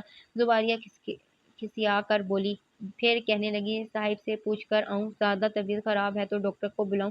صفدر پیغام لے کر اندر چلا گیا۔ تھوڑی دیر میں اترے چہرے کے ساتھ باہر آیا۔ وہ جی صاحب مجھ پر بگڑ پڑے ہیں، کہہ رہے ہیں ڈاکٹر کی مجھے ضرورت نہیں ہے اور اب میرے کمرے میں بھی مت آنا۔ لگتا ہے بیچارے اچھے خاصی ڈانٹ سن کر آیا ہے۔ زباریہ خاموشی سے کچن سے باہر نکل گئی۔ صفدر گھر کے کام کاج کرتا رہا۔ کچھ دیر تک وہ ٹی وی چلا کر یوں ہی بیٹھی رہی۔ پھر اسے میوزک سننے کا خیال آیا تو ٹیپ ریکارڈ تلاش کرنے لگی۔ ٹیپ ڈیک نما چیزیں اسے کہیں دکھائی نہیں دی تو اس نے صفدر کو آواز دی۔ صفدر لپک کر دوڑ آیا۔ سنو، تمہارے صاحب گانے وانے نہیں سنتے؟ اس نے سخت بوریت سے پوچھا۔ اسی اثنا میں اس کی نگاہ جہادات پر پڑی۔ وہ قمیض کے بٹن بند کرتا ہوا کوریڈور سے باہر نکلا تھا۔ سنے جی، مگر اپنے کمرے میں۔ صفدر کی چونکہ اس طرح سے پشت تھی اسی لیے اسے معلوم نہیں ہو سکا۔ جہادات اس کے پیچھے سے گزر کر باہر نکل گیا۔ اچھا، زباریہ چپ ہو گئی۔ بی بی جی، آپ کے جہیز میں بھی تو ٹیپ ریکارڈر ہوگا؟ زباریہ نے چونک کر صفدر کی طرف دیکھا۔ مطلب آپ شوقین لگتی ہیں اس لیے پوچھ رہا تھا؟ ہاں، ٹیپ ریکارڈر تو ہے اور بہت اچھا ہے، لیکن سب کچھ ابھی ادھر ہی رکھا ہوا ہے، ادھر کچھ بھی شفٹ نہیں ہوا۔ ادھر ہی رکھا ہوا ہے، ابھی کچھ شفٹ نہیں ہوا۔ شادی جلدی جلدی ہوئی تھی نا، اس لیے رفتہ رفتہ سارا سامان ادھر ہی آ جائے گا، لیکن تب تک تمہارے صاحب کی چیزوں سے ہی گزارا کرنا ہے، اس نے ہنس کر سادہ سے لہجے میں کہا۔ صفدر مسکرا کر کچن میں واپس چلا گیا۔ سارا دن ہو گیا اور وہ ابھی تک نہیں آیا تھا۔ زباریہ کا انتظار کر کر برا حال تھا۔ ورشا کے 3 فون آ چکے تھے۔ اس نے رات کے کھانے پر انوائٹ کیا تھا، لیکن اس کا اصرار یہ تھا کہ وہ جلد پہنچ جائے، جبکہ زباریہ نے ابھی تک جہادات کو مطلع بھی نہیں کیا تھا۔ وہ رات کھانے پر مدعو ہیں۔ صبح چونکہ وہ سو رہا تھا، پھر طبیعت کی ناسازی کا اسے پتہ چلا تھا اور اب تو حد یہ تھی کہ وہ جب سے گیا تھا لوٹا ہی نہیں تھا۔ مغرب کی اذانیں ہو کر بھی کافی دیر ہو چکی تھی۔ تب وہ گھر میں داخل ہوا۔ سدا شکر کی صورت تو نظر آئی۔ زباریہ نے اسے دیکھ کر دل ہی دل میں سوچا۔ وہ اپنے کمرے میں چلا گیا۔ وہ رسالہ رکھ کر سوچنے لگی کہ اب جا کر اس سے بات کرنی چاہیے۔ اگر اس نے انکار کر دیا تو ورشا کو روک دے گی اور اگر حامی بھر لی تو تیاری شروع کر دے گی۔ تھوڑی ہی دیر کے بعد جب اس نے کمرے میں جھانک کر دیکھا تو وہ سر پر رومال باندھے جا نماز پر کھڑا تھا، شاید مغرب کی نماز ادا کر رہا تھا۔ وہ اسے نماز کی حالت میں کھڑا دیکھ کر دنگ رہ گئی۔ کس قدر تنظیم سے وہ اپنے رب کے سامنے عاجز و انکساری سے کھڑا تھا، کتنا ادب اور لحاظ تھا اس کے ایک ایک انداز میں۔ پھر وہ رکوع میں گیا، پھر سجدے میں۔ جب وہ سجدے سے دوبارہ اٹھا تو زباریہ کے دل کو کچھ ہوا۔ وہ کتنی عقیدت سے نماز کا ایک ایک رکن ادا کر رہا تھا۔ اس نماز کا حسن اس کے چہرے بلکہ پورے ماحول پر چھا گیا تھا۔ وہ تو ایک وقت کی نماز ادا نہیں کرتی تھی، اسے بے حد ندامت محسوس ہوئی، لیکن دوسرے ہی پل شیطان اسے مطمئن کر دیا اور دلیل بھی ایسی یاد دلائی کہ وہ خود بخود اپنے آپ کو اس سے زیادہ پاک اور معتبر سمجھنے لگی۔ 3 انسانوں کی نماز تو کسی بھی حالت میں قبول ہی نہیں ہوتی، اور ان میں سے ایک شرابی ہے اور ان میں سے ایک جہادات ملک آپ جیسے شخص ہیں۔ وہ کمرے سے باہر نکل آئی اور اس کی فراغت کا انتظار کرنے لگی۔ جب وہ دوبارہ کمرے میں آئی تو وہ آئینے کے سامنے کھڑا بالوں میں برش پھیر رہا تھا۔ ورشا کا فون آیا تھا، اس نے ذرا توقف سے کہا۔ جہادات کے ہاتھ رکے اور پھر اپنا کام کرنے لگے۔ آپ کو اور مجھے رات کو کھانے پر انوائٹ کیا ہے، اس نے صبح ہی مجھے پیغام دیا تھا، لیکن آپ کی مصروفیت اتنی تھی کہ مجھے پیغام تم جانا چاہتی ہو؟ جہادات نے اس کی بات کاٹ دی۔ ہاں، مگر کیا آپ نہیں چلیں گے؟ وہ تیزی سے بولی۔ نہیں، وہ بھی اسی تیزی سے بولا۔ زباریہ چند ثانے کھڑی رہی۔ کیوں؟ میں تمہیں جواب دینے کا مجاز نہیں ہوں۔ مائی گاڈ، اس شخص نے ابھی نماز پڑھی ہے، لیکن فرعونیت جو کہ تم قائم ہے۔ ڈرائیور کو فون کر دینا، تمہارا ڈرائیور تمہیں چھوڑ آئے گا۔ اگر میں آپ کے ساتھ چلنا چاہوں تو؟ میرا اور تمہارا ایسا کوئی رشتہ نہیں ہے۔ وہ برش پھینک کر سکون سے بستر میں گھس گیا۔ زباریہ سلک کر رہ گئی۔ تو پھر کس قسم کا رشتہ ہے ہمارا؟ ادھر سے کوئی جواب نہیں ملا۔ جہادات نے کمبل سر تک تان لیا۔ زباریہ کو اپنی بے وقتی پر رونا آ گیا، لیکن چونکہ اس نے اپنے آپ سے عہد کیا تھا کہ وہ روئے گی نہیں، کم سے کم اس کے سامنے تو بالکل نہیں، اس لیے وہ بنا بولے ہی کمرے سے باہر نکل گئی اور پھر اس نے ورشا کے ہاں اکیلے ہی جانے کا ارادہ کر لیا۔ وہ یہاں سے اس قدر مایوس ہو کر جا رہی تھی کہ دوبارہ آنے کی اس میں رتی بھر بھی خواہش نہیں تھی۔ وہاں جا کر سب لوگوں کو مطمئن کرنا اس کے لیے پرسرار سے کم نہیں تھا، لیکن پھر بھی وہ چلی گئی۔ ورشا کے گھر والے ان دونوں کے انتظار میں تھے، لیکن اسے اکیلا دیکھ کر تقریباً سب ہی کو مایوسی اور حیرانی ہوئی اور اسے جھوٹ موٹ کا جواز گھڑنا پڑا کہ وہ اچانک کام کے سلسلے میں شہر سے باہر چلے گئے ہیں، اسی لیے مجھے اکیلا آنا پڑا۔ ورشا سمجھ گئی تھی کہ یہ جھوٹ ہے، لیکن باقی سب مطمئن ہو گئے۔ رات کھانے کے بعد اس نے وہیں رہنے کا فیصلہ کر لیا اور ایک رات اور پورا دن بالکل پر لگا کر اڑ گیا۔ اگلے روز شام کو ہی پاپا کا فون آ گیا۔ وہ بے حد پریشان تھے۔ ان کا فون سن کر اس کے خود ہاتھوں کے طوطے اڑ گئے۔ انہوں نے بتایا کہ جہادات کی طبیعت بہت خراب ہے۔ صفدر کا فون شام کو ہی آیا تھا میرے پاس، تب سے اب تک میں یہیں ہوں، انہوں نے بتایا۔ مگر انہیں ہوا کیا ہے؟ وہ روحانسی ہو گئی۔ ڈاکٹر کہہ رہے ہیں کہ فوڈ پوائزننگ ہے یا اس نے کوئی زہریلی یا نشہ آور چیز کھا لی ہے، وہ فکر مندی سے بتا رہے تھے۔ زباریہ کے سر پر دھماکہ ہوا۔ وہ نہیں چاہتی تھی کہ اس کے باپ پر یہ راز کھلے۔ نہیں پاپا، بھلا وہ کیا کھا سکتے ہیں؟ شاید فوڈ پوائزننگ ہوا ہو۔ کل تک تو ٹھیک ہی تھے۔ ہاں، میرا بھی یہی خیال ہے۔ بہرحال تم فکر نہیں کرنا، ڈرائیور کے ساتھ ابھی گھر آ جاؤ۔ میں آ رہی ہوں پاپا۔ اور جب وہ گھر آئی تو وہ دو کمبل اس کے جسم پر ڈالے ہوئے تھے اور وہ مدہوش پڑا تھا۔ ایک ہاتھ میں ڈرپ کی سوئی لگی ہوئی تھی اور دوسرے ہاتھ کے نبض ڈاکٹر چیک کر رہا تھا۔ پاپا اس کے ساتھ ہی بیٹھے تھے۔ صفدر ہراساں اور پریشان کر رہا تھا۔ اس نے بکھلا کر پاپا کی طرف دیکھا۔ فائق احمد نے اسے پیار کر کر اپنے پاس بٹھا لیا۔ چند ثانیے وہ اپنے سے چمٹی خوف زدہ سی یوں ہی بیٹھی رہی، جیسے اس کے سب سے مہنگی، سب سے پسندیدہ چیز کو خود اسی سے نقصان پہنچ گیا ہو۔ اچھا فائق صاحب، مجھے اجازت دیجیے۔ یہ ڈرپ 1 گھنٹے تک مکمل ہو جائے گی۔ اس کے ساتھ ہی ٹمپریچر بھی اب آہستہ آہستہ نیچے آ رہا ہے۔ ڈرپ کے بعد آپ انہیں ہر 4 گھنٹے کے بعد دوا دیتے رہیے گا۔ زباریہ تیزی سے اس کے قریب آ گئی۔ اس نے پیشانی کو ہاتھ لگایا۔ وہ انگاروں کی طرح دہک رہا تھا اور اگر بخار زیادہ تیز ہونے لگے تو آپ ٹھنڈے پانی کی پٹیاں رکھتے رہیے گا۔ گھبرانے کی کوئی بات نہیں ہے، ڈاکٹر نے مڑ کر کہا۔ فائق احمد ساتھ ساتھ اسے باہر تک چھوڑنے چلے گئے۔ ان کے ساتھ صفدر بھی باہر چلا گیا۔ جی تو ہم اس کو یہیں پہ سٹاپ کرتے ہیں، باقی کا ہم نیکسٹ پارٹ میں کمپلیٹ کریں گے۔ مجھے اجازت دیں، مجھے اپنی دعاؤں میں یاد رکھیے گا۔ اللہ حافظ۔